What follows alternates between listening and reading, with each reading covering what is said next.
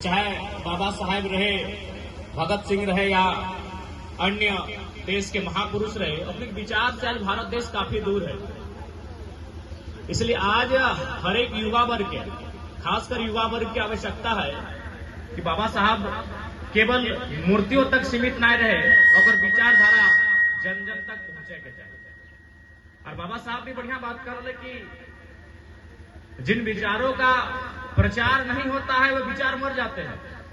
इसलिए बाबा साहब के विचारों को आज भी हमें लगता है किसी गांव के अंतिम व्यक्ति तक पहुंचाने की आवश्यकता है।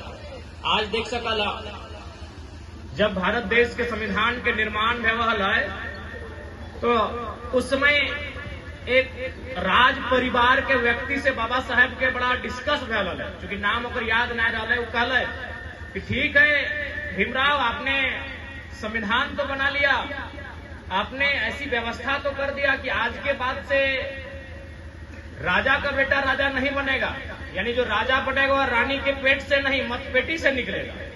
व्यवस्था तो आपने कर दिया है, लेकिन हमारे पास पैसा है, हमारे पास धन है। आप जिन लोगों के लिए संविधान बना के जा रहे हैं, यानी शोषित, वंचित, पीड़ित, दमित लोग, उन लोगों को हम अपने पाले में पैसे से ले लेंगे। तो बाबा साहब कुछ पल के खातिर शांत हो गए, खामोश हो गए, अपन आंख से चश्मा उतार ले, पहुंच ले, बड़ा दुखी मन से कहले कि हाँ आपकी बात सत्य है, आप सही कह रहे हैं कि कई हजारों साल से सताए हुए लोग हैं, शोषित लोग हैं, और संभव है आप जो बात कह रहे हैं बिल्कुल सही कह रहे हैं कि इनको आप पैसे से अपने पाले में कर लेंगे। लेकिन जिस दिन ये लोग संगठित हो जाएंगे, शिक्षित हो जाएंगे और अपने अधिकार के लिए संघर्ष करना सीख जाएंगे, आप जैसे लोगों का सदन में जगह नहीं मिलेगा। आज भी आवश्यकता है कि हमें ऐसे लोगों को सदन में लेके जाना होगा जो बाबा साहब के विचारों को मानते हैं।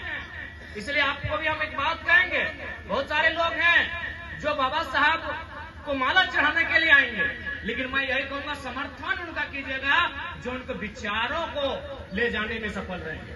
हमें आज देख ले बाबा साहब के मतलब क्या है, शिक्षा शेरनी का दूध है, जो जितना पिएगा उतना दहाड़ेगा। बाबा साहब के सबसे प्रमुख कोटेशन में से एक कि शिक्षा शेरनी का वो दूध है जो जितना पिएगा उतना दहाड़ेगा।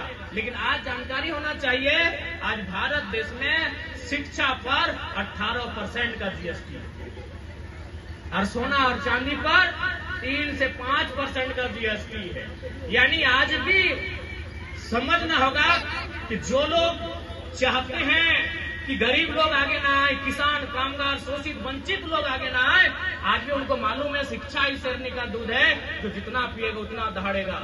आज हम अपने उदाहरण ले लें। आज एक छोटा सा लड़का, यह तो तोपचाची प्रखंड के मानटाण गांव के लड़का, 2 साल पहले हमने कोई परिचय ना हले, फुटबॉल के मैदान में फुटबॉल खेलना, क्रिकेट खेलना, यह मानटाण मोड़ में बस के पकड़ के पीके रोए अपन क्लास करे जाना।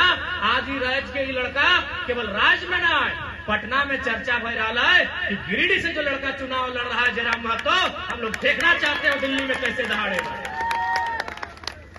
आज पटना में चर्चा हो रहा है कि गिरिडीह का लोकसभा जो लड़का है वो लड़ रहा है, उसका नाम जयराम महतो है। हम लोग देखना चाहेंगे जैसा वो दहाड़ स्टार्ट करके छत से देता है, वो तब दिल्ली जाएगा, उसका दहाड़ कैसा रहेगा। तो एजुकेशन आज इस राज्य में हमने उम्र के लड़का मुखिया बने के ना सोचे, लोग हमारा मुख्यमंत्री के बात कर रहा है।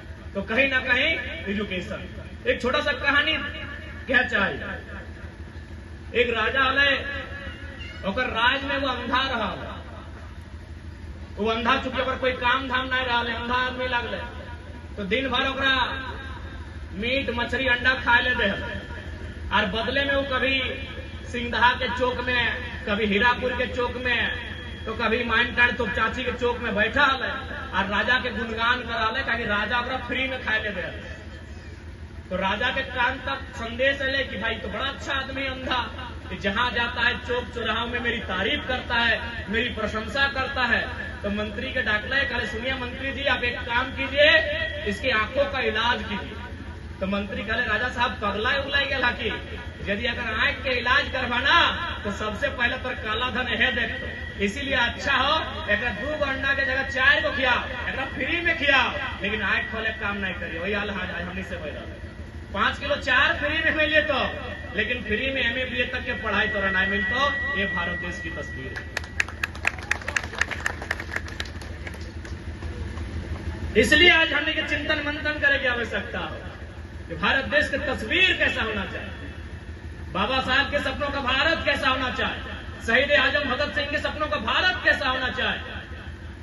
आज सामाजिक न्याय पर आधारित भारत होना चाहिए, समाजवाद पर आधारित भारत होना चाहिए। लेकिन आज खोज के देखिए कहां मिलेगा वो भारत। और खासकर नारी शक्तियों के लिए तो बाबा साहब का बहुत बड़ा पैगाम था कि मैं किसी भी समाज की उन्नति उस समाज की महिलाओं के द्वारा की गई उन्नति से मापता हूं। यदि कोई समाज कहता है कि हम प्रबुद्ध समाज हैं, हम उन्नत समाज के लोग हैं, तो बाबा साहब कहते हैं मैं उस समाज की उन्नति उस समाज की मर्दों की उन्नति से नहीं मापता हूं, उस समाज की औरतों ने कितना उन्नति किया है मैं उससे मापता हूं। इसलिए आज समय के अभाव है, लगभग 15-20 जगह हमने के कार्यक्रम है। ऐसे कब जब बाबा साहब के मूल मंत्रालय शिक्षित बनो, शिक्षा बहुत जरूरी है, संगठित रहिए, एकता बहुत जरूरी है और संघर्ष कीजिए। ताकि बाबा साहब भी आज अगर दुनिया में जाने जाते हैं तो अपने संघर्षों के कारण जाने जाते हैं, अपने त्यागों के कारण जाने जाते हैं।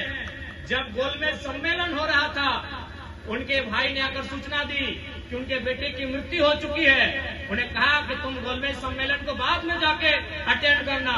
तो बाबा साहब ने कहा कि मेरा तो एक बच्चा मरा है और वो वापस नहीं आएगा, लेकिन मैं अगर सम्मेलन में नहीं गया तो इस भारत देश के करोड़ों शोषित वंचित बेटों का सपना मारा जाएगा और अपन मरे हुए बेटे को छोड़कर बाबा साहब गोलमेज सम्मेलन अटेंड करने गए। इसलिए आज तो उन्हीं बीच बहुत कम समय में अटे संदेश रहता है। बाकी पुनः बाबा साहब के नमन करे है, वंदन करे है